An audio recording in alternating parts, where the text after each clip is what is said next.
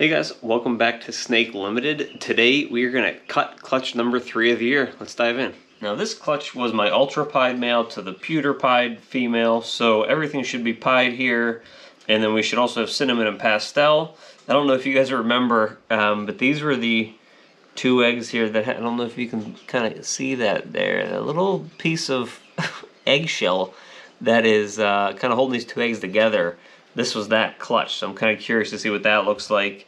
We have this egg that was what they call a boob egg that looked like it was maybe somewhat okay because it had veins, but as you can see it got extremely moldy. So I'm going to cut that one last because it's kind of gross looking. So let's start cutting here. I'm going to start with probably this one over here because these 2 are the connected ones. I'll save those 2 for last. All these eggs look big, they all look good. I'm hoping that there are no issues in here, and we have a bunch of big, happy, healthy babies. 5 eggs, smaller clutch, first time mom. So there's not a whole lot here. This is really just to kind of try to get some more females into the Ultrapied project here, and also to get a couple extra genes. So pastel, kind of a basic gene, everybody has it, but working cinnamon into the project, even just cinnamon ultramels, I'm cool with that. So this one here, I don't know if you can see it in there, it's a very light pattern. It looks like it's probably pewter. I would have to, if I had to guess, it looks like it's a pewter. I don't know if you can see that. There's like a little bit of pattern there on the tail. The head's still in there, so you can't really see a whole lot, but it's definitely probably a pewter, assuming there are no other hidden genes in there. But so that one's a pewter, so that's actually a good first cut there. Let's see number 2. And these are actually supposed to, like, usually when I do my estimate for when they're supposed to hatch, I just really count out 60 days. I don't know if you can see there, if that'll focus, but they were laid on 1/25, and I have 3/25 as a hatch date, but it never takes 60 days. Plus February was a couple days short this year. So today's the 22nd, so they're actually really close to the hatch time, and none of them have pipped yet, so I figured let's cut them, see what's going on, make sure there's no issues. I have had once or twice where the umbilical cord's kind of wrapped around the snake, and it's never a good thing, so I want to make sure nothing like that's happening. Let's see. No, this one's a pied too, but I don't see any other genes in there. Let me see if I can cut a little more. Here, let's see. I can literally see nothing in there. And I'd have to say that's probably means it's probably a cinnamon. Usually cinnamons are pretty high white. I see literally no pattern in there, so I'm gonna have to say it's at the very least a cinnamon. So far it looks like we might have cinnamon in 2 of the eggs. Now this egg was extremely long. I don't know if you can see the difference there between that one. It looks a little longer than the other eggs. Kind of a weird little anomaly.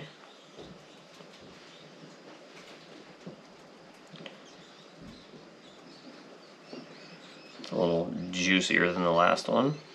So again, these are all, because the dad was pied and ultramel, all of these snakes are going to be pied, and they will all be 100% het ultramel as well. So, getting pastel or getting cinnamon in any of them is going to be a cool get. This one looks like it's a pastel. If I can get you the pattern there. So that one's a pastel. So it looks like no normals yet, so that's a good thing. So it looks like, at the very least, we have a probably a pewter, I would say a cinnamon, and a pastel. Let me get a new paper towel here because this one is nasty.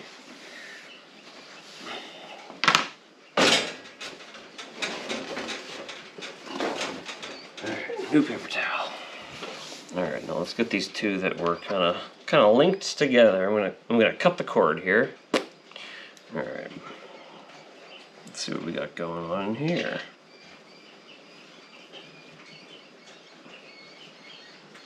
It'd be kind of neat if they were the like the same exact snake. Just say it had something to do with that piece of eggshell sticking them together. Kind of a weird thing. I've never had that happen before, where they're both kind of connected by a little piece of adhesive. Okay.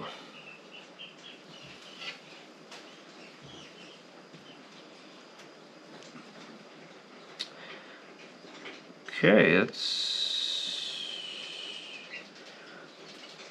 a pastel or a really nice normal.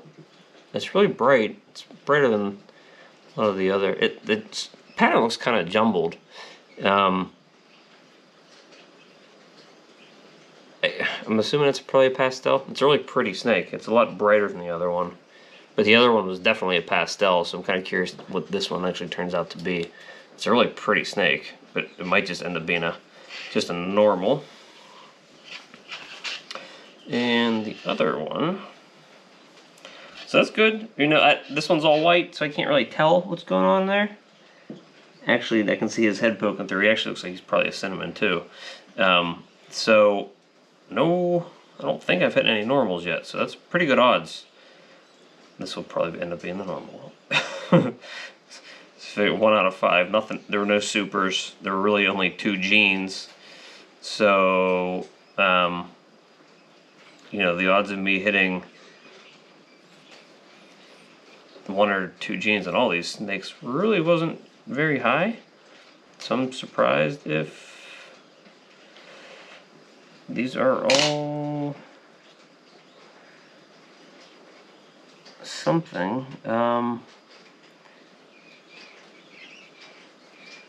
Can't tell. There's very little pattern on this one too. It's funny, they're really hard to tell. You can't really see them. There's actually still a bunch of veins in this one too.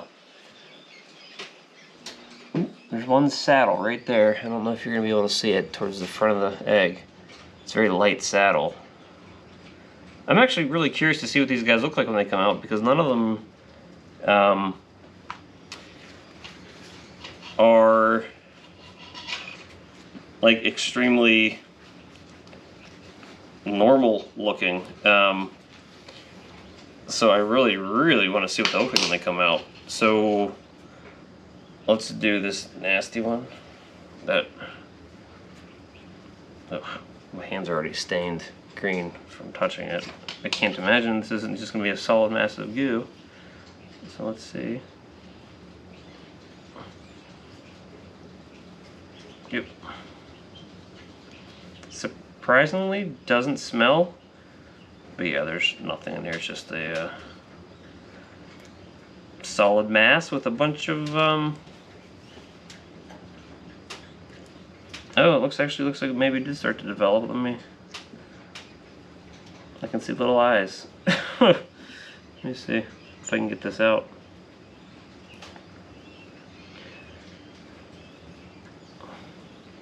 So it did start to develop. I guess it was just too small of an egg.